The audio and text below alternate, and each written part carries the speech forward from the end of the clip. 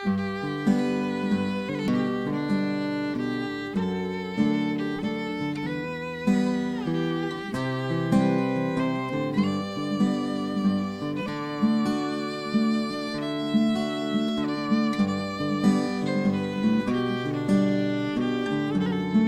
1825, William Jenkins purchased Green Bottom Plantation along a sweeping bend of the Ohio River in Cabell County, present-day West Virginia. The Green Bottom legacy is a compelling human drama about the prominent Jenkins family who dared to cross the Appalachian Mountains and start a new life on the far edge of Southern society. It's the story of African-American slaves who built the plantation and toiled within sight of freedom across the broad Ohio River. And it's about the plantation itself, a prosperous agricultural enterprise before the Civil War, and its subsequent demise in the aftermath of that dreadful conflict. Now, in terms of interpreting Green Bottom, we don't have much in the way of agricultural interpretation in West Virginia, and most people were farmers back then. And here we are, we have lots of railroad coal, lots of Native American stuff, but we really don't have anything that tells that story. And that's the most important story in antebellum Virginia, a slave-based agricultural economy moving west. That's what brought on the Civil War, after all, the westward expansion of the North and the South colliding in Kansas and Nebraska. That's the open warfare that begins the Civil War. And so in that context, the Jenkins plantation stands as a symbol of some of the most important historic forces in 19th century America. A restoration like the one proposed for the Jenkins house allows for a fuller interpretation of the past. A person arrives and there's more there than just a house with 6 rooms. There's actually a series of outbuildings such as a kitchen, a privy, a smokehouse perhaps, where a visitor would have the idea that it's not just a house, it's a working farm. But the Green Bottom legacy is more than bricks and mortar. It's about people. So what can archaeology tell us about those who lived and worked here so long ago? To start with, I see things. Because when you understand the thing, you see how those individuals used the space, how they established whatever it is they built, be it their house, be it a house and all the associated outbuildings. And then you start to see how they used the interior of that space. You start to see changes they made to it through time. Perhaps even you'll start to see who they were from their things. This kind of goes back to an earlier discussion you and I had about filmmaking. When we start, we have a field. When you start, you have a script. You know where you're going to go, and we build ours as we go. We start at 0 and then build that picture. So that's why I start at things and go to people. Our story begins several hundred miles to the east in Tidewater, Virginia, where Captain William Jenkins operated a lucrative shipping business. He would ship things up the James River. He would ship products down to South America, Central America, Mexico. And for some reason, we're not sure exactly why, in 1820, he sold his business and moved to the Lynchburg area. And that's where he met and married his wife, Jeanette Grigsby McNutt. Jenkins owned hundreds of acres in Rockbridge County, but he wanted more. Steamboats were common on the Ohio River by then, which may have convinced the captain to seek new opportunities along that distant waterway. Whatever the motivation, his search ended in 1825. I think he was just looking for a large plantation, and the land here on the frontier, and this was the frontier at that time, was fairly cheap. When he bought the property, he bought around 4,400 acres for $15,000. Green Bottom already had a distinguished pedigree. Centuries of Native American habitation had ended when Colonel Joshua Fry obtained 4,400 acres in 1754. By 1811, Virginia Governor Wilson Carey Nicholas purchased the property and ran an overseer plantation. When Nicholas fell deeply in debt, his friend and fellow ex-governor William H. Cabell acquired the plantation, and in 1825 it was sold to William Jenkins. Along with wife Janetta, infant daughter Eustacia, his sister and the family slaves, Jenkins crossed the rugged Appalachians, bound for a new home on the western fringe of Southern society. He built a temporary house and created one of the region's most lucrative agricultural plantations. Slave labor formed the heart of his impressive enterprise. The mighty Ohio River, its lifeline to distant commercial markets. And all the products that they produced here on the plantation would be loaded onto steamboats there and shipped to Cincinnati, St. Louis, and sometimes even as far as New Orleans. As the enterprise expanded, so did the Jenkins family. Between 1826 and 1830, Janetta gave birth to 3 sons who grew up on the plantation during its most productive period. In 1835, the family moved into a new brick home facing the river. In keeping with Southern tradition, they enjoyed a life of privilege. The well-heeled Janetta came from a distinguished family who held education in high regard. Daughter Eustacia finished her early schooling, then married and moved to Lynchburg. The boys, Thomas Jefferson, William Alexander, and Albert Gallatin Jenkins, completed their studies at nearby Marshall Academy, then enrolled at Jefferson College in Pennsylvania in 1846. Albert went on to Harvard and obtained his law degree before returning to manage the family farm. In the 1850 census, they had over 600 pigs on the property. And in that time period, Cincinnati was the meatpacking capital of the United States. It's said that on one trip to New Orleans, they made $50,000, which is a significant amount of money in that time period. When Albert returned to Green Bottom, the operation employed 57 slaves on 1,500 improved acres. Principal cash crops included corn, wheat, potatoes, butter, and wool, plus hundreds of cattle and pigs. Green Bottom Plantation was probably the most productive agricultural production facility in that part of the Ohio Valley. As such, it would have been constantly under construction. Those plantations sought for self-sufficiency, and you're talking about a community of about 100 people. You would have had thus a wide diversity in the ability of that community to provide for its own needs. Somebody had to be able to make barrels. You probably needed a blacksmith. You needed somebody who could repair the farm implements. You needed people with skills in tending farm animals. You needed to be able to harvest the produce and store it properly and get it ready for market. So thus, the plantation would constantly have been under construction, under development at all times. The plantation probably never looked complete, as we would like to see it today. And there would have been a wide diversity of occupational skills among the slave community, as well as the white people nearby who probably hired on for various projects. The whole thing would have been bustling, teeming. There would have been fires going, tanning facilities. You can imagine a large plantation caring for the needs of 100 people at the same time producing enough agricultural produce and livestock to make money. But it would have been quite a sight. From the river, the plantation, you would have known about it miles before you got there. And keep in mind, the land it's like 7 miles long, the strip of arable plantation bottom. Before his death in 1859, an aging Captain Jenkins divided the sprawling estate among his 3 sons. Albert assumed ownership of the northern third, including the 1835 brick homestead. Albert married Virginia Bolin from St. Louis in 1858, daughter of a former congressman and ambassador. The couple settled on the plantation, where Virginia gave birth to a son, James Bolin, and 2 daughters, Alberta Gallatin and Margaret Virginia. Along with his responsibilities to family and farm, Albert's keen interest in politics landed him a seat in the U.S. House of Representatives. The Republican Party was not an abolitionist party. It never, ever advocated taking property in the form of slaves from Southerners, but it advocated a plank that most people in the North could get behind and did: stop the further expansion of slavery. Well, Southerners like Albert Gallatin Jenkins saw this as the death knell of the Cotton Kingdom, which they were the political exemplar. And as a result, it mobilized guys like Jenkins to get involved in politics. You had a threat to their way of life. Well, that thus created a whole new political climate, a whole new series of challenges. Generally speaking, he was a Southern rights man, and when he spoke on the issue of Southern rights. Meanwhile, production on the county's largest farm peaked in 1860, when 80 slaves worked 1,700 acres.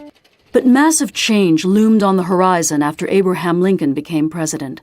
As the gathering clouds of war descended on the region, 30-year-old Albert Gallatin Jenkins of Green Bottom found himself at the center of the growing tempest. I suspect he was already beginning to recruit. He was giving speeches, giving pro-Southern right speeches, we know that. He was making preparations to play the role that he played, which was as a cavalry commander in Western Virginia, as it split from Virginia and became a new state. Jenkins cast his lot as a loyal Virginian and gained the rank of brigadier general in the Confederate Army. After leading cavalry raids against local Union supporters and recovering from a wound at Gettysburg, the general rode south in the spring of 1864 to defend a crucial Confederate supply line. He went to Cloyd's Mountain, where he was shot and captured. He had his left arm removed by Union surgeons, but he died 2 weeks after he was shot.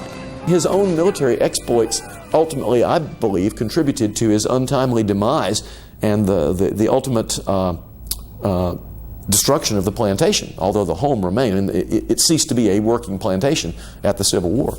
So I view his military exploits as reflecting starkly and tragically what the Civil War was like in Western Virginia. Combat ended Albert's promising young life, and his Confederate loyalties destroyed Green Bottom. Union troops repeatedly plundered the farm, confiscating produce and livestock and liberating slaves. But family troubles didn't end there, as victims of General Jenkins' wartime exploits sued his estate for damages. They ended up having to spend the money that they had already left from the Civil War. They had to sell a lot of the land off to get money to help pay for the defense. During the Civil War, they paid taxes, but they paid them to Richmond and the Confederate government. So after the Civil War, they were sued by the United States government for non-payment of taxes. So they seemed to get hit from all sides right after the Civil War. Beyond the tragic loss of life and property, events quickly eroded family bonds.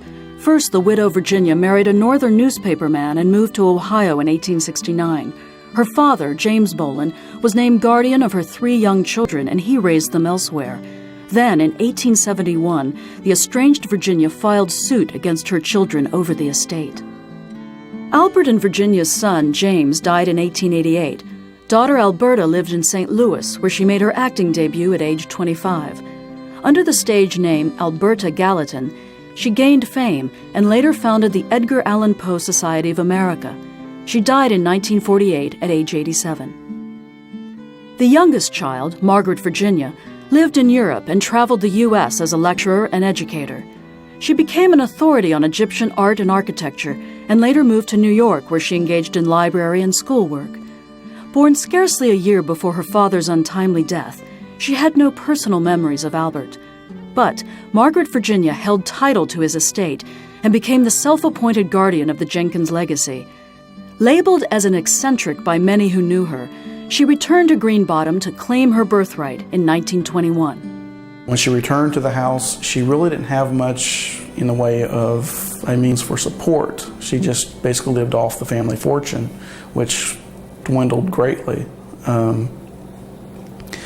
She began borrowing money from affluent families around the region who were associated with the Jenkins family. And it's believed that since she was a Jenkins, she was an important family in the area, she could just borrow the money and not worry about paying it back. One of the people she borrowed money from was the federal district court judge Elliot Northcott, and he wanted his money back. So in 1931, he took the plantation and plantation house in lieu of payment. Over half a century later, the last private owners of Green Bottom sold 836 acres to the U.S. Army Corps of Engineers to replace wetlands lost in the Robert C. Byrd Locks Project. The Corps currently leases the acreage to the state of West Virginia, and the Jenkins home is operated as a museum by the Division of Culture and History. The peaceful serenity of Green Bottom betrays no evidence of this great plantation or the people who lived and worked here, and previous efforts have failed to unlock patterns of 19th century life. That is, until recently, when Will Updike and a team of professional archaeologists descended on Green Bottom. Their goal? To find evidence of the Jenkins family and their African-American slaves. From the standpoint of doing an interpretation of 19th century life, having the house by itself is I guess in a word, boring. It's rather static.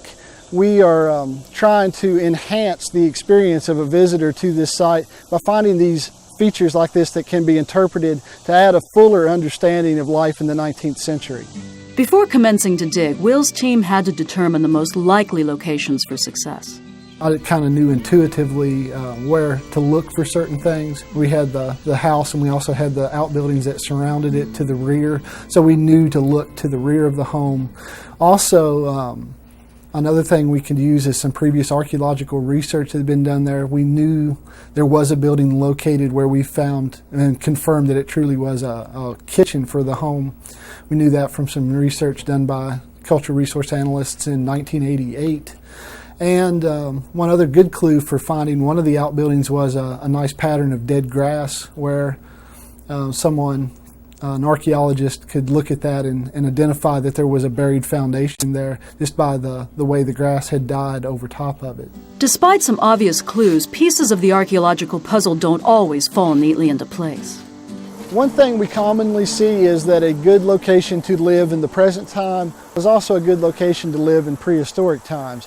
And it's very common to find multiple occupations of different peoples through time in a single area, especially in a river valley such as this. Unfortunately, this is not a site in the old world where you would have many feet of separation between these different periods. They're very, very closely related and often mixed together. So it makes our job even more challenging is sorting out that information from the remains we find in the ground. So far we've found projectile points, true arrowheads, because those folks actually did use arrows as opposed to spears more commonly. We've also found numerous sherds of prehistoric pottery. We have a couple post holes from prehistoric structures, as well as some trash pits, just small, basically basin-shaped holes in the ground filled with prehistoric trash. The team uncovered a host of artifacts from Green Bottom's long history of habitation, but Will was more concerned with the Jenkins occupation. We'd be looking for artifacts that suggest both daily activities as well as buildings, and those artifacts would be the ceramics, basically dishes or mixing bowls, that sort of thing, as well as storage crocks, bottle glass in all of its many colors, animal bones from meals. The architecture artifacts would be things like window glass and nails. We would see on a house like this that was occupied from the 1830s to basically the 1990s, we would expect to see artifacts from all of those different periods of time, and sure enough we do. Historic accounts describe 6 outbuildings near the house, plus a possible slave quarters and the original Jenkins home. The team will turn a lot of dirt in search of these structures. Time will tell what they reveal. Gradually, remains of a 19th century cellar, cistern, and a gate leading to a garden begin to emerge. But there's more. Another building common to houses in the 19th century was an external or a summer kitchen. And this house is no different in that regard. Located out the dining room door was a 22 by 20 foot kitchen that rested on a solid sandstone foundation, which you can see portions of here.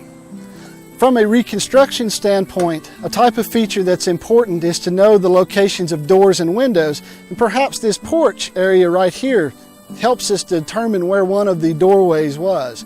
Another thing we'll be looking at in the lab are the locations of window glass, so perhaps we can plot the former locations of windows to help in the reconstruction of this building.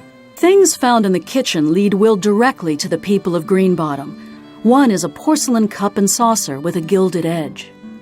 Though they're aesthetically pleasing because they're fairly intact, they're also important because we know from the 1867 probate inventory of the Jenkins house's contents that the house at that time contained a set of pottery that matches, a set of dishes, I should say, that matches this identically. So that's very important for interpreting. We've talked an awful lot about what was going on around the house. Well, now we're starting to see some artifacts from the interior for interpreting what was present in the Jenkins house during the 1860s. What they had was very stylish for the time period and would have been fairly expensive, which speaks to their wealth and position in the county. Will begins to fill in the missing details about day-to-day rhythms of plantation life. We brought the artifacts back to the laboratory, along with all of our notes and photographs that we made last summer. The artifacts have been processed, whereby they were washed, sorted, categorized, and then tabulated, where we would know what we actually had, and then taking our notes, we would know where it came from, which is important for us. We know the kitchen was a freestanding structure located 25 feet east of the house, an odd arrangement in modern times, but things were different in Jenkins' day. I think a good way to look at outbuildings on a 19th century home are more like other rooms of the house. For example, for us, our bathroom is in our home. Our kitchen is in our home. But for those folks, oftentimes those functions occurred outside of their homes and in the surrounding yard. Well, a kitchen is probably the more obvious of those functions you would want to keep outside your home. Perhaps heat, cooking odors, or the constant threat of an open fire kept it detached from the main house. And another reason that one might have a kitchen that wasn't inside the home has to do something with the culture of the 19th century. Oftentimes on the plantation, the slaves did the cooking for the family, the masters, and that created a separation between those two spheres. In other words, you would have the slaves kind of to the back or to the rear of the home doing their job, where the food was just presented into the dining room or more formal portion of the house. Built in the 1830s, the kitchen was swept away in the 1913 flood. Still, the archaeological evidence makes it the best understood outbuilding at Green Bottom. Adjacent to the kitchen, the team found a walkway that led to another common and essential feature of 19th century life, and it revealed some interesting surprises. This one is what's called the herringbone pattern, the way the bricks are laid together. And it's a much more formal pattern. It's designed to be pretty and designed to go with one of the main entrances and exits of the home. It appears to lead down the hill to the second building that we found, and that is the house's privy, or outhouse as it's more commonly known. The unique features of this privy are that its size, it is 8 feet by 10 feet, its depth, it is only a foot below ground, and that it is lined with mortar designed to seal the privy vault. It was very shallow and it was designed to be maintained. In other words, cleaned out, probably again a job a slave would have performed, be to clean out the privy of the human waste, and then oftentimes human waste was scattered upon a garden, which oddly enough is a feature we think is directly adjacent to the privy. Lab analysis dates the outhouse to about 1830, making it one of the oldest structures from the Jenkins era. Well, we found window glass in the privy and associated with it. If you look at 19th century privy architecture, you do see windows being associated with them. Obviously, you wouldn't want to go in and sit in the dark. It's not unique at all to have windows associated with the privy. In fact, this one may have even had 2 windows. We certainly found glass concentrated on either opposite sides, the eastern and western sides of it. Many facts are coming to light, but questions remain. One that mystifies the experts is a structure near the main house. Sources mention an office, but how does the evidence support this assertion? You have this oral tradition that there was an office building built somewhere to the western side of the Jenkins house around the year 1850. What we found when we looked for this structure was a 20-foot by 20-foot partial sandstone foundation. Part of it had been removed at a later time and recycled, probably into the patio that's on that side of the home. The interesting thing about that to us was that it had the window glass from it, when we measured and dated it according to its thickness, dated the most common, or one of the more common thicknesses, dated to around the year 1847, which is close to the supposed date of 1850 for the construction of this building. Many relevant questions have been answered about the physical layout of the plantation, but archaeology is cumulative. You start with the initial feature and then work through the excavation and the interpretive process and figure out why it was constructed, when it was constructed, and even sometimes by whom. With the excavation over and the final report done, we can begin to better understand those that lived and worked here. At the Jenkins house, you see prosperity initially, and then you see decline, and then you see you kind of just see moderation after a certain point. Oh, I see the people by the end. That's the ultimate goal, is to get to the people. I see the use of the landscape around them. I see how they, or at least we're beginning to see how they subdivided up the space. Perhaps eventually we'll see, even for example in the garden, perhaps we'll find some evidence of what they were growing, what they were eating. Let's not forget the final piece of the puzzle, the black population that built the plantation and made it a financial success. We do have one artifact from the kitchen area, a pierced 1864 penny, which when you find pierced coins archaeologically, that's commonly used to suggest the presence of slaves or African Americans. So, we perhaps, on a site like this where they did own slaves, we should see some evidence of them before we finish. Thanks to the work of archaeologists like Will Updike and his team, the past is slowly but surely being reclaimed. Those who stand to benefit from these efforts are future generations who will learn the rich history of this architectural relic with a profoundly human past. Green Bottom represents far more than a physical reconstruction of a 19th century plantation. It's the proud and sometimes flawed legacy of the prominent Jenkins family that boldly moved to the western Virginia frontier and whose fortunes crumbled in the destructive aftermath of the Civil War. And it's about the African American slaves who lived here and on whose labor the entire enterprise relied. Traditional research and modern archaeological techniques will fully reveal this unexplored chapter in our cultural heritage. What promises to emerge is a compelling saga, a distinctly human drama about the people who lived and worked on Green Bottom Plantation.